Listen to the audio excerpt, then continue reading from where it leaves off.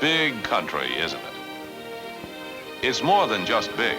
It's also a pretty special piece of American real estate. What's so special about it? Well, in the first place, a big part of this land is pure wilderness. A genuine 100% 24-carat rock-ribbed wilderness. Now, in the second place, it's sitting out there under the big western sky, side by side with Cimarron, New Mexico. The old Santa Fe Trail crosses it like a bootlace. And there's still a sharp smell in the air of Indians and mountain men and pioneers and ranchers and all the other great frontier characters that made this part of America stand up and yell. Now, the really big thing about this land is that it's not just lying around looking historic. This land is working. Yes, sir. This particular slice of the USA is the world's biggest camp for young men, Philmont Scout Ranch. Teenage scouts and explorers from all over the USA come to match wits and test muscles with the big one, the big camp, the tough one, the one that's been waiting for you after you've handled the others. Stick around. I'd like to tell you about it.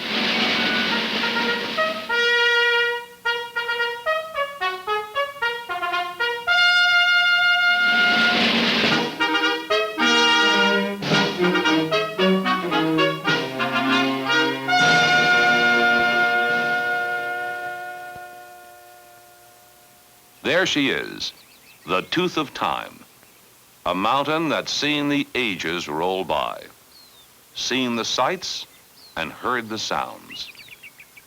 Listen.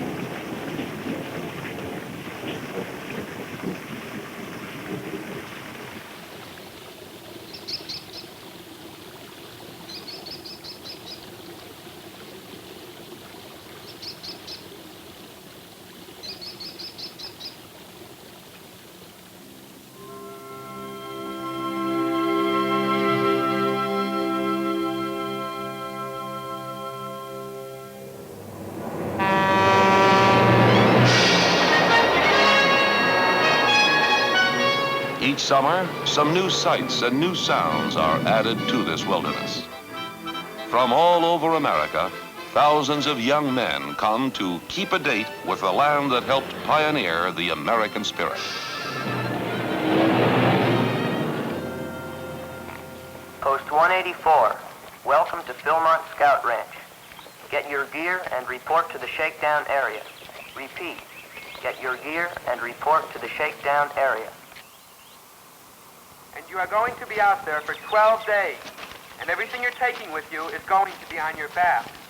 On this shakedown, we tried to make you leave some of the stuff that maybe your mother wanted you to bring. Out here at Philmont, we believe in the strict necessities of life.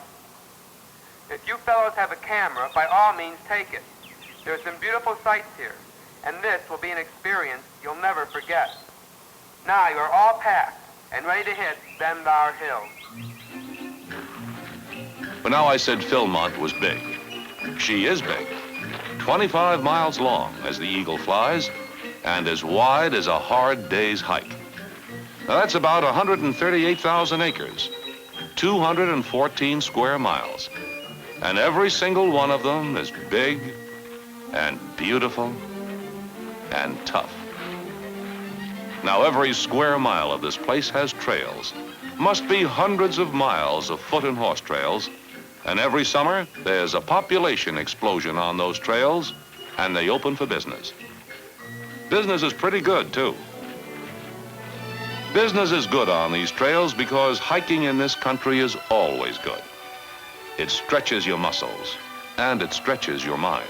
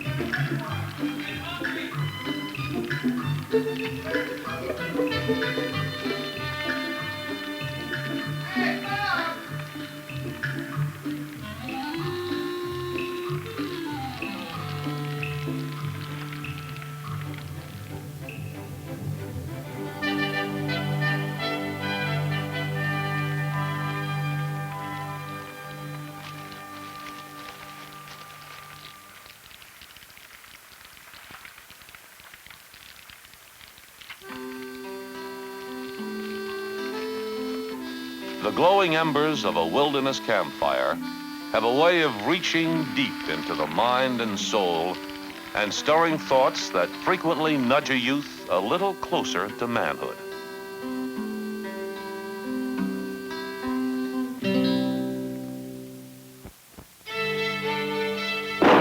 Now, you don't spend all your time here just hiking. Oh, no. When you get to a place you like, you stick around a while. There are 21 outpost camps here, and every one of them specializes in something. So when your outfit's camping close by, you take in the specialty. Forestry, for instance. That tree is diseased, so the forester's gonna let the boys take her down.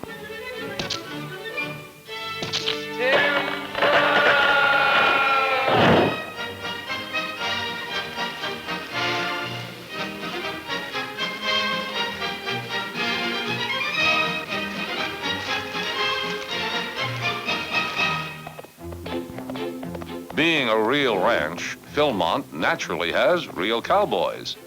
So when you stop by the corral, you'll find a genuine article there to show you the ropes.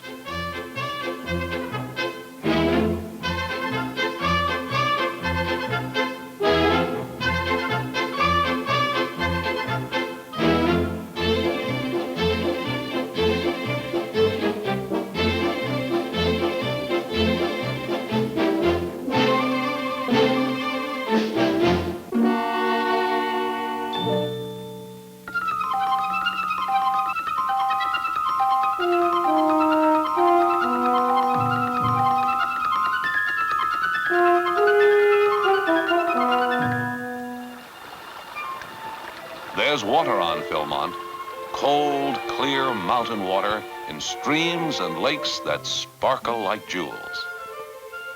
Now there's fish in that water, native mountain trout, who were born in that water, raised in that water, and have every intention of staying in that water.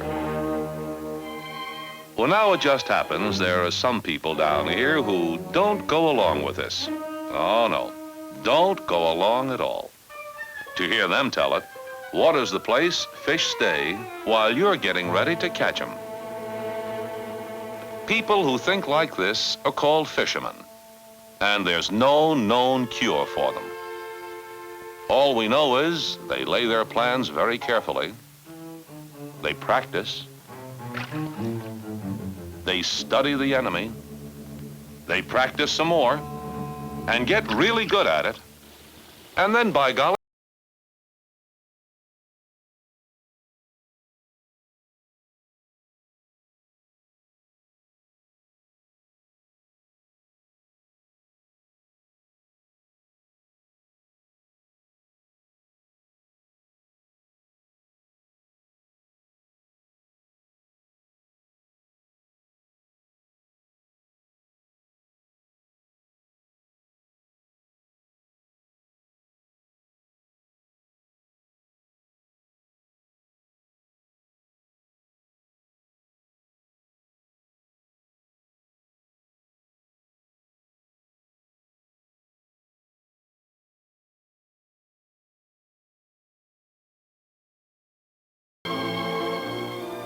Sometimes I hear there aren't places like this anymore. Sometimes I hear there's no place left where a man can get close to the land the way the Lord made it. The way men found it when they first came out here. She was wide country then, wide as a man's head could turn, and clean, like a morning wind moving down a canyon. Plenty of elbow room to stretch out in, and no fence to keep a man from riding to see what was over the next hill.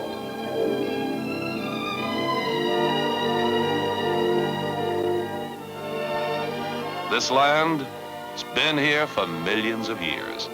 And back then, there was nothing here but the land. Nothing, that is, but a million miles of the bluest sky.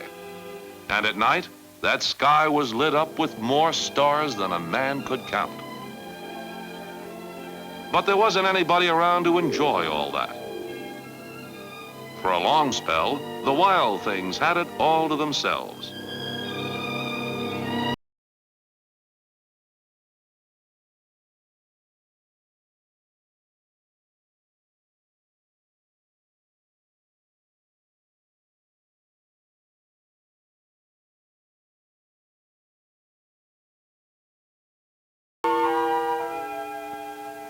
One day, a new kind of creature showed up.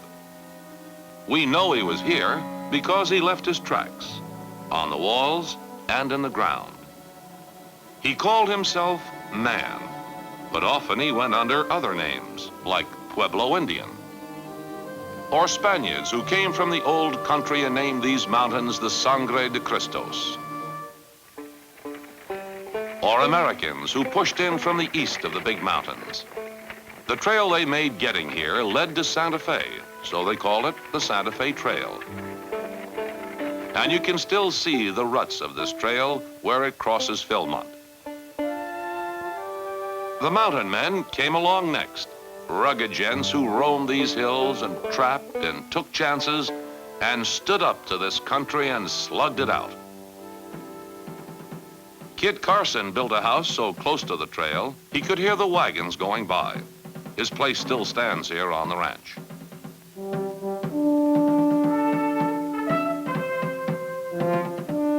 The United States Army was here too, operating out of Fort Union, a few miles distant.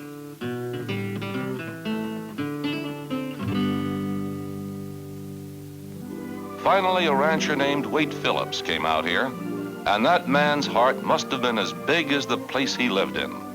Because one day, he gave this house and a big part of his ranch to the Boy Scouts. He loved this land, and he loved America, and he hoped some of the greatness of America would rub off on the boys that came here. He believed in boys doing things for themselves. He always said, and these are his words, that when a boy learns to work, either by his own initiative or through necessity, he's fortunate. It seems that's one of the main reasons he gave his ranch to the Scouts. He thought it would teach a boy this kind of lesson.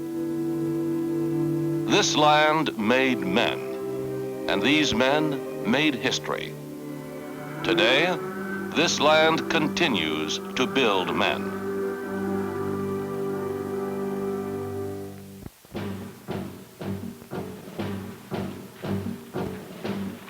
The boys that come here, they're pretty modern characters.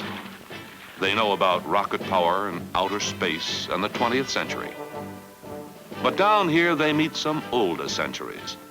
They meet another kind of power and another kind of space. And they know they've met something big, and they like it. But the biggest thing they meet is themselves. For the wilderness has a way of getting at the very fiber of one's being. In its primitive vastness, it wrests the softness out of youth and makes them take their own measure and stand up to themselves. And in the process, it reveals that American youth is able and willing and responsible.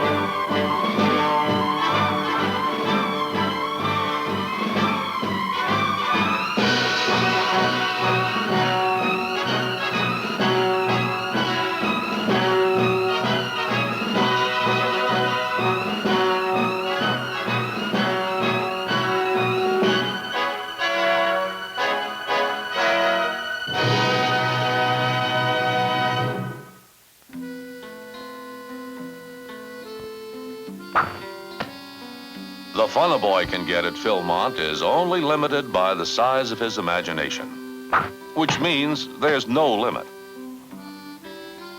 But the main thing is, a boy does more than just have fun. He learns. He learns, for instance, about the rocks that hold the mountains together. He learns about the old-timers who panned for gold in this very stream over a century ago. And get this, he doesn't learn this by reading a book. He learns it by getting out there on his hands and knees and doing it. He learns what a gold mine was really like by going into a gold mine. A real one, mind you, right here on the ranch. Hand dug every inch of the way by a pick and shovel and a mighty strong back. He sees the pick marks and the veins of gold. He shivers in the 46-degree temperature and gets a feeling he's a little closer to the rugged breed of American who made this mountain sit up and say uncle. He learns about animals, not by going to a zoo, but by keeping his eyes open and remembering that almost any animal can be friendly.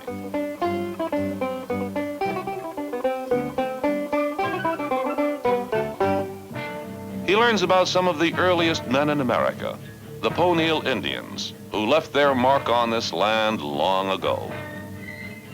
Right here on Philmont are some of the most valuable archaeological diggings in the West. And there's a trained archaeologist to help open a boy's mind to this fabulous past. But get this, he learns not by attending a lecture, but by kneeling down in the prehistoric dirt and digging. He learns about photography, not by reading a book, but by taking pictures. Right now, he wishes he had read a book. He learns about conservation, stream erosion control, for example, not while comfortably seated at a demonstration, but by standing barefooted in the Rayado River and throwing rocks at the bank. You see, when the river hits a bend after a heavy rain, well, unless you've got rocks there, you may have to go hunting for your river. At Philmont, a boy learns, and a boy has fun. And after a while, he can't tell them apart anymore. Somehow, this doesn't seem to upset him a bit.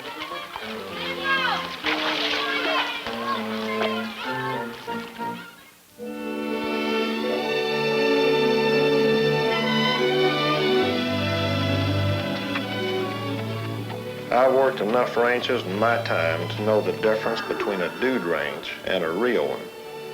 And man, let me tell you, this is sure enough a real one.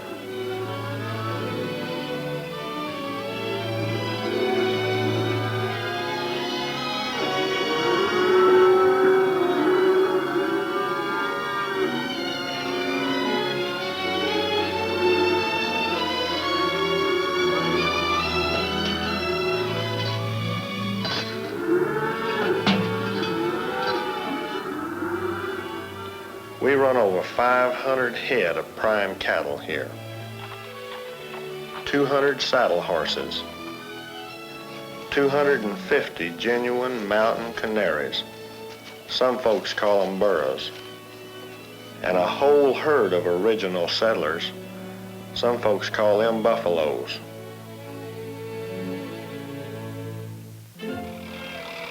They do a little farming down here too. Plant over 1,000 acres a year. Sure, it's a real range.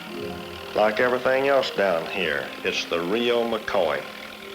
No make-believe, no false fronts, no movie tricks. Just plenty of prime land and sky and man-sized action.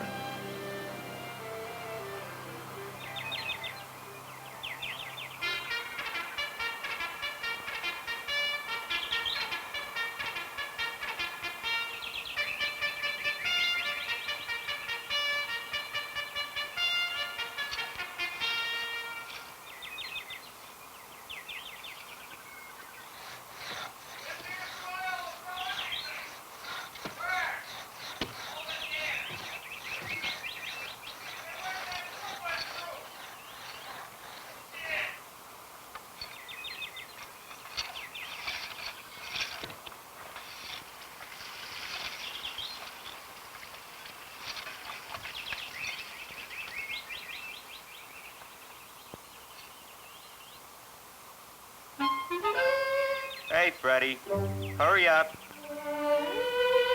Freddie, come on, we're leaving. So long, Freddie. Freddie, so long.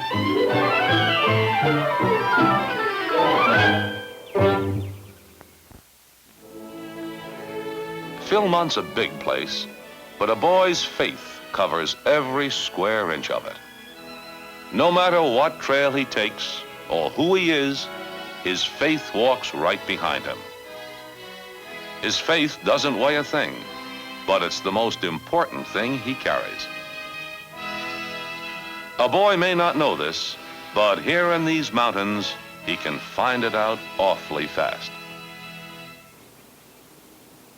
Cypher's calling headquarters. Cypher's calling headquarters. Camp headquarters. Go ahead, Cyphers. We're running low on food up here. Over. The truck's at Cedo. There's 8 different outfits picking up trail food there today, so the truck may be delayed. Over. Tell them to hurry it up. Over. What's the emergency? Over. We're hungry. Over and out. These boys are getting the word on how to use an axe. They're part of another important operation down here, the training center. Patrol leaders from every state in the Union come out here to take training in outdoor skills and leadership skills, and then go back and help train the younger lads at home. Adult leaders come down here too, hundreds and hundreds of them, and learn the things they need to know to be better leaders back home. Why, there's even a big tent city on the ranch for these men, and lots of them bring their families. Dad gets his training, and the wife and the kids get a Western vacation they'll remember as long as they'll live. No matter how you look at it, this is great country. But it's especially great when you look at it from the back of a horse.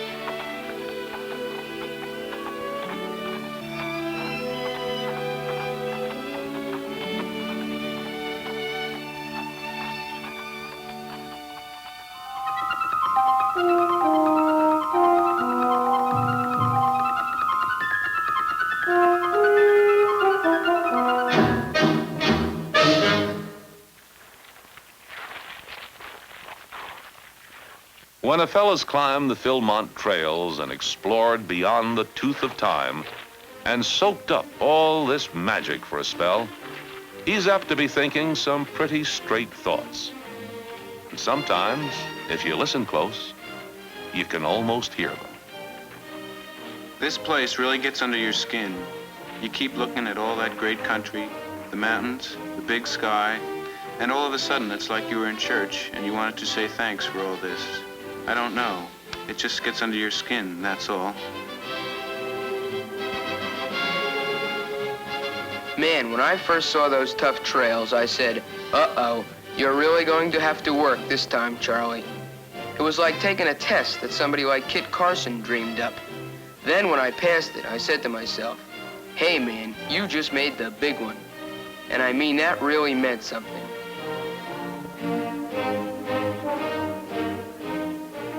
Well, I kept thinking about everything that happened here. You know, the Indians and pioneers and miners and all that.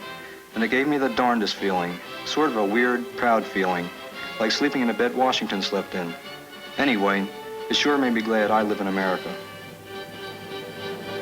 You've got the idea, friend. A weird, proud feeling that makes you glad you live in America. That's the feeling you get down here at Philmont. That's the way it is down here, beyond the tooth of time.